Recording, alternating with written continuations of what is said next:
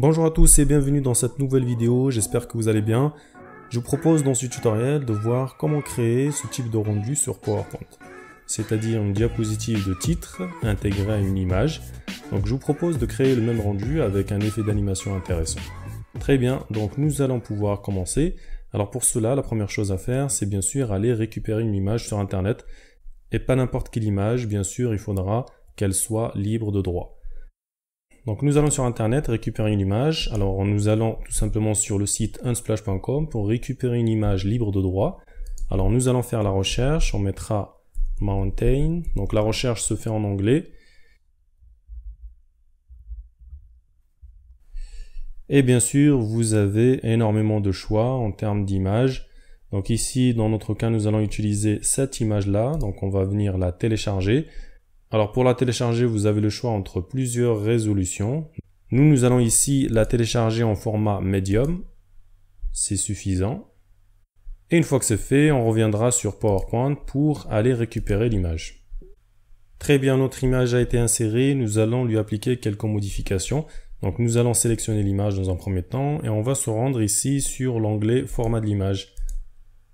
Ici, on va pouvoir apporter une première modification. Ici, au niveau de la correction, nous allons modifier la luminosité. Donc, on va opter pour une image un peu plus claire, comme ceci. Et ce qu'on va faire ensuite, pour pouvoir l'adapter à notre diapositive, nous allons rogner l'image. Alors, pour cela, nous allons ici dans Rogner. On va appuyer ici sur la flèche, sur le côté. Et nous allons changer le rapport hauteur-largeur. On va opter pour 16/9. Très bien, ici à ce niveau-là, nous allons simplement décaler notre image un peu plus vers le haut. Donc on va conserver le cadre ici. Et une fois que c'est fait, on va rogner.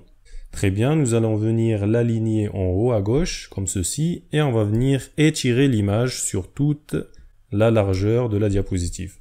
Très bien, ensuite on va venir faire reculer notre image en arrière-plan pour aller ensuite supprimer les deux zones de texte. Parfait, à ce niveau-là, nous avons très bien avancé. Nous allons pouvoir entamer la deuxième étape qui va consister à justement distinguer l'arrière-plan du premier plan. Donc ici, sur notre image, on va pouvoir distinguer la montagne la plus haute derrière et on va dire les collines ou les petites montagnes devant. Donc on va venir distinguer les deux et on va créer une sorte de premier plan ici et un second plan ici à l'arrière. Très bien, pour pouvoir faire ça, nous allons venir tout d'abord copier l'image, comme ceci, et on va pouvoir ensuite aller dans format de l'image. Nous allons passer par l'option retirer l'arrière-plan. Très bien, ici comme vous pouvez le voir, tout ce qui est en mauve va être retiré, et donc nous ce qu'on va faire, c'est qu'on va venir adapter grâce au marqueur ce que l'on souhaite garder et ce que l'on souhaite retirer. Donc on va utiliser ici le marquage des zones à conserver et on va venir conserver, comme je vous le disais, le premier plan et on retirera l'arrière-plan.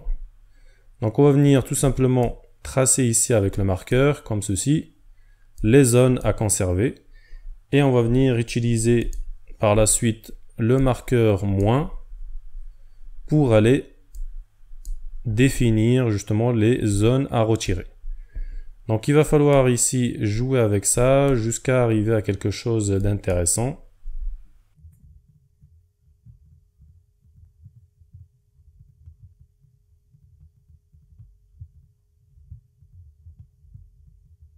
Très bien, donc comme vous pouvez le voir, nous avons pu définir un premier plan.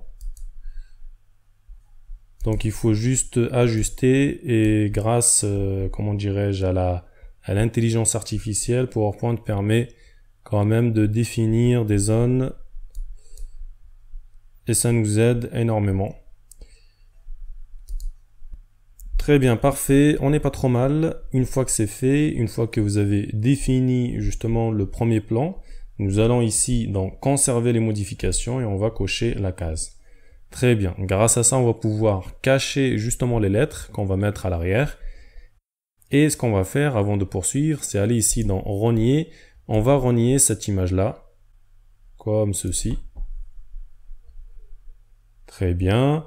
Et on va lui apporter quelques modifications par la suite.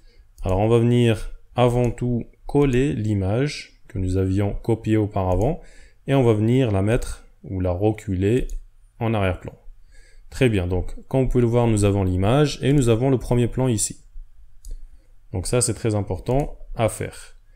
Une fois que c'est fait, donc on va revenir ici sur notre action pour pouvoir repositionner le premier plan correctement et on va pouvoir tout simplement insérer les lettres.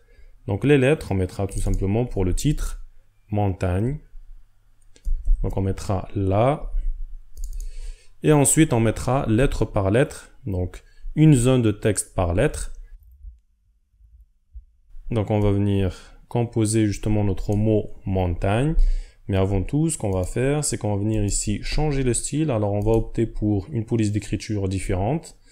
Nous allons opter pour cette police d'écriture là, régulière. Et ensuite nous allons mettre ça en blanc. Donc si vous n'avez pas cette police d'écriture là, il faudra simplement la télécharger sur internet. Vous avez plein de sites comme dafont.com ou fontsqrl.com pour pouvoir la télécharger et l'installer et la voir directement sur votre PowerPoint. Et donc nous allons poursuivre, on va changer la couleur et ensuite aller faire un clic droit ici, aller dans format de la forme pour apporter davantage de modifications. Donc on va venir agrandir un peu plus ici notre texte. Et ce qu'on va faire, c'est qu'on va ajouter de l'ombre à notre texte. Alors il faudra aller ici dans option de texte et non pas option de forme. Et nous allons ici dans effet, ajouter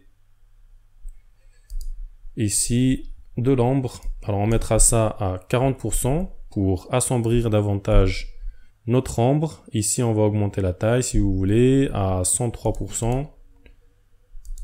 Ensuite nous allons, très important, accentuer l'effet flou. On mettra ça à 20 points.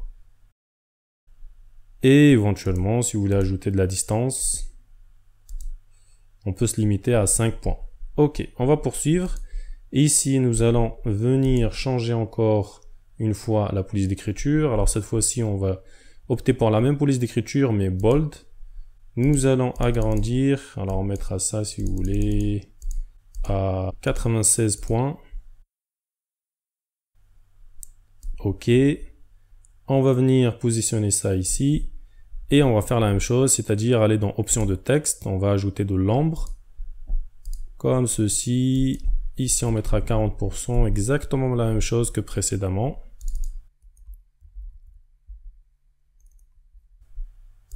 Et on va venir changer la couleur. Donc nous avons notre première lettre, on va simplement copier-coller la zone de texte. Et on va pouvoir réutiliser pour gagner du temps la même zone de texte pour les autres lettres. Alors on va venir composer petit à petit notre mot. Donc on va venir copier-coller encore une fois. On va positionner ça à côté. On colle encore une fois. Et ainsi de suite. Alors on va venir changer. Ici on mettra un N. Ici on mettra T. Et ainsi de suite.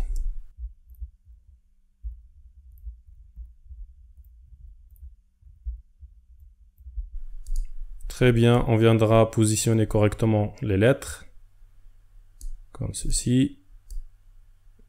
Alors si vous voulez, on peut très bien aller ici dans affichage, activer les guides. Cela nous permet d'avoir des repères et ça nous aidera à bien centrer justement notre texte. Comme ceci, on n'est pas trop mal.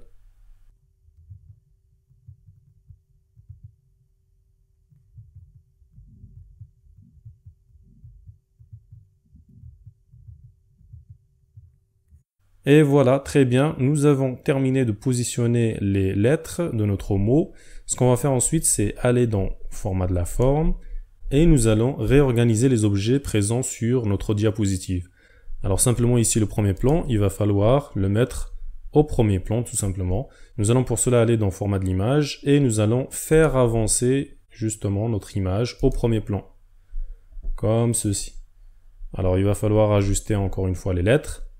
Donc ici le M, on le voit pas très bien. On va venir le positionner. Alors vous l'avez remarqué ici, on a du mal à sélectionner. C'est tout simplement parce que nous avons l'image qui est devant.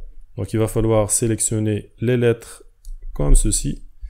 Et grâce à notre clavier, nous allons venir positionner correctement les lettres comme ceci. Donc ici pour le G, pareil, nous allons le faire sortir un peu plus. Donc on souhaite bien sûr créer un effet caché, mais en même temps il faut qu'il soit assez lisible pour pouvoir être lu. Et voilà, on n'est pas trop mal. Ok, on va venir juste aligner ici notre première zone de texte avec la première lettre. Très bien. Pour terminer cette phase de conception, ce que nous allons faire, c'est sélectionner le premier plan et nous allons ici dans Ombre ajouter un effet ombre. Alors on va opter pour un ombre externe décalé en haut. Comme ceci. On va venir accentuer l'effet flou pour 20 points.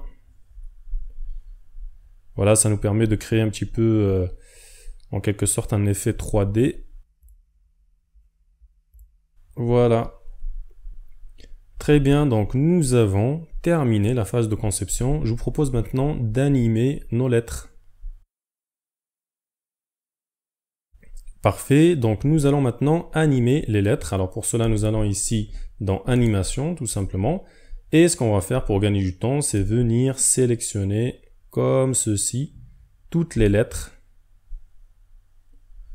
Et ensuite, nous allons leur appliquer un effet d'animation. Alors, on va opter pour un effet d'apparition en trait brusque. Non pas du bas vers le haut, mais on va changer l'option d'effet. On va changer le sens à partir du haut, comme ceci. Très bien. Ensuite, donc, l'effet d'animation, comme vous pouvez le voir, il est assez simple. C'est pas ce qu'on cherche. On souhaite apporter un effet un peu plus intéressant. Pour cela, nous allons activer le volet animation et nous allons ensuite ici pouvoir accéder à l'animation de chacune des lettres ou bien chacune des zones de texte et on va pouvoir personnaliser davantage l'animation. Ok, donc ce qu'on va faire, c'est qu'on va venir sélectionner l'ensemble et nous allons ajouter une option d'effet. Alors nous avons plusieurs possibilités. On peut ajouter une option fin en douceur ou une option rebondir à la fin. Donc ça sera à voir. Donc je vous propose d'aller cocher fin en douceur. Ok, dans un premier temps. Donc vous allez le voir, le résultat. Donc on le voit pas très bien, ça va trop vite. Et pour cela, nous allons ici augmenter la durée. On mettra ça, si vous voulez, à 1,50. La durée. On va aller voir. Très bien. Donc c'est déjà pas trop mal. Donc on peut se limiter à ça, ou si vous voulez, on peut ajouter un effet encore plus intéressant. Et pour cela, nous allons ajouter un délai. Il faudra aller dans Minutage. Nous allons ajouter un délai entre chacune des zones de texte. Et pour cela, nous allons ici. Alors on va pouvoir commencer. Ici, sur la première animation, donc ce qu'on va faire, c'est qu'on va changer le démarrage pour que ça se fasse après la précédente. Et ensuite, ici, sur la première lettre, nous allons simplement la sélectionner. Et on va lui dire d'ajouter un délai à 0,2 secondes. La troisième zone de texte, je souhaite qu'elle se fasse à 0,4 secondes. Et on va pouvoir créer ce décalage entre les animations. Et ça va nous permettre d'avoir un rendu beaucoup plus intéressant. Donc il va falloir continuer ainsi jusqu'à la fin.